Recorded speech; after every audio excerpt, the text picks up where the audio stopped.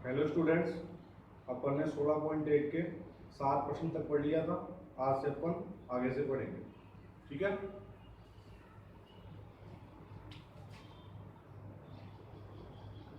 44 metre लंबी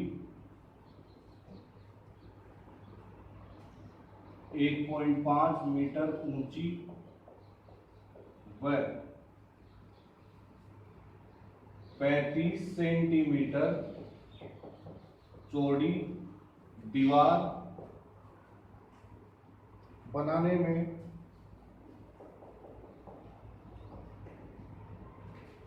22 centimetre into 10 centimetre into 7 centimetre माप की कितनी ईंटों की आवश्यकता होगी।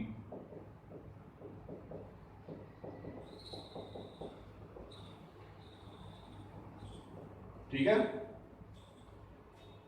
तो सबसे पहले जो भी हमें दिया हुआ है उसको ऐसे कैसे उतारना है। तो दीवार की लंबाई कितनी है 1.5 मीटर, चौड़ाई कितनी है 35 सेंटीमीटर और ऊंचाई कितनी है, लंबाई कितनी है 44 मीटर, चौड़ाई 35 सेंटीमीटर, ऊंचाई 1.5 मीटर। ठीक है, फिर एक ईंट की लंबाई कितनी है 22 सेंटीमीटर, चौड़ाई कितनी है 10 सेंटीमीटर और ऊंचाई कितनी है 7 सेंटीमीटर। ठीक है, तो ऐसे प्रश्न को करने से पहले अभी तक हमने क्या किया है, केवल जो भी हमें दिया था उसको उतारा है ऊपर में। ठीक है, अब आगे कुछ भी करने से पहले हम यहाँ पर देख रहे हैं कि कई इकाइयां यहाँ पे कई तो मीटर में आ रही है, कई सेंटीमीटर में आ रही है। तो सबको या तो मीटर में चेंज करना है या फिर सेंटीमीटर में। हम सेंटीमीटर में चेंज कर रहे हैं। 1 मीटर में सेंटीमीटर कितने होते हैं 100 होते हैं, तो सभी को 44 से गुणा कर देंगे। 44 इंटू 100 बराबर 4400 सेंटीमीटर।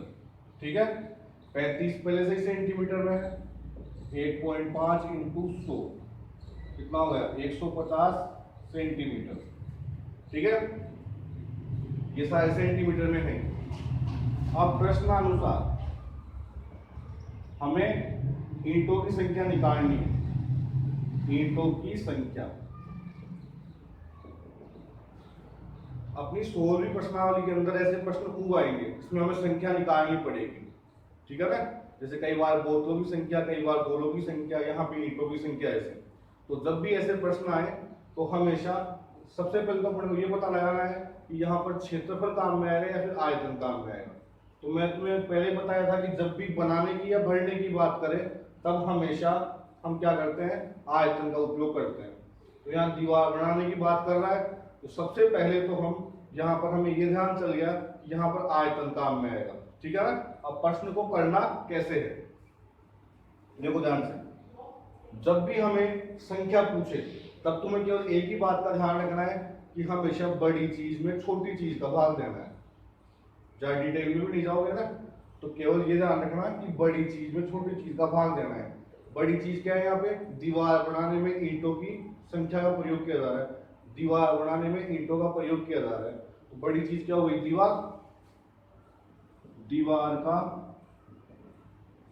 आयतन बटे में एक ईंट का आयतन। सही है।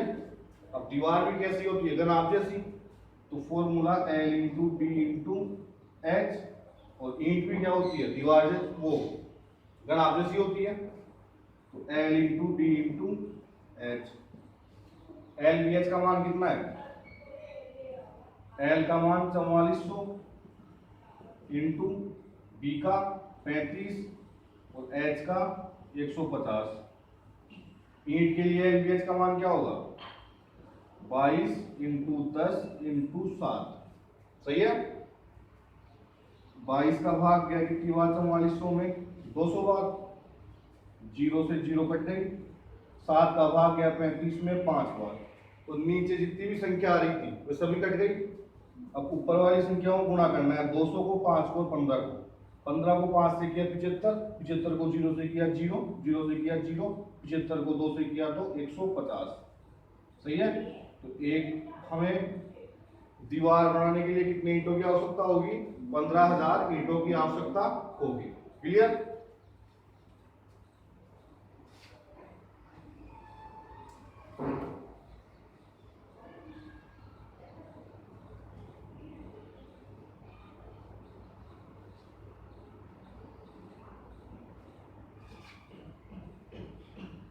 नौवां प्रश्न,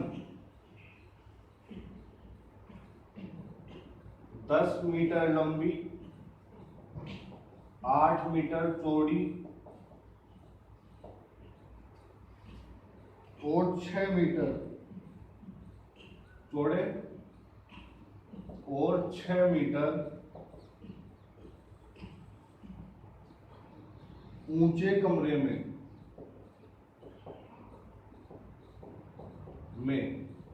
अधिक से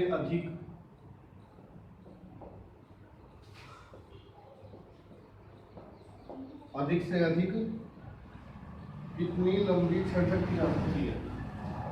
कितनी लंबी छड़ रखी जा सकती है? ठीक है। अब देखो ध्यान से, सर्वप्रथम हमें एल का मान क्या दे रखा है? कमरे की लंबाई क्या दे रखी है? 10 मीटर। चौड़ाई क्या दे रखी है?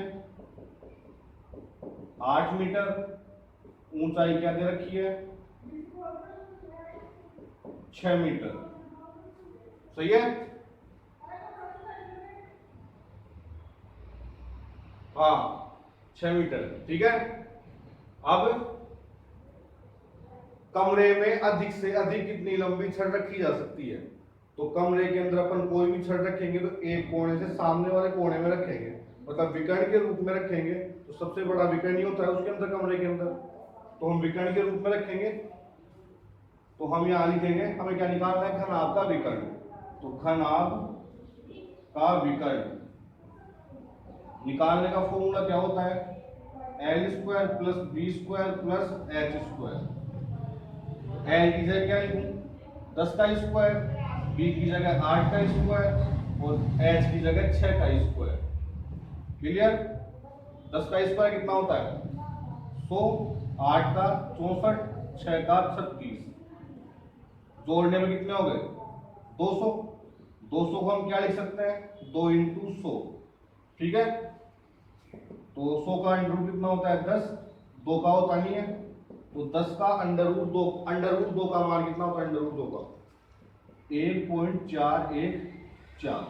सही है। इसको 10 से गुणा किया तो 14.14 मीटर। क्लियर?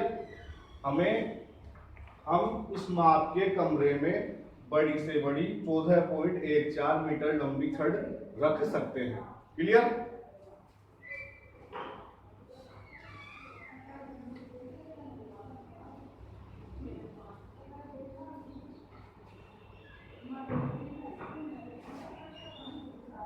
दसवां, एक घन का आयतन, एक घन का आयतन 512 घन मीटर है। उसकी भुजा ज्ञात कीजिए। उसकी भुजा ज्ञात कीजिए। क्लियर? सबसे पहले दिया हुआ क्या है? घन का आयतन बराबर 512 मीटर क्यूब। घन के आयतन के बारे में हम फॉर्मूला क्या जानते हैं? भुजा क्यूब बराबर 512। क्लियर? भुजा का मान निकालने के लिए यहां लिखते हैं घनमूल करने पर। ठीक है, तो भुजा का हमने क्या कर दिया, घनमूल। सही है। अब क्यूब से तो ये घनमूल का चिन्ह हट जाएगा, क्या बचेगी, भुजा। तो 512 घनमूल कितना होता है, 8। सही है, तो हमें भुजा कितनी प्राप्त हुई, 8 मीटर। सही है।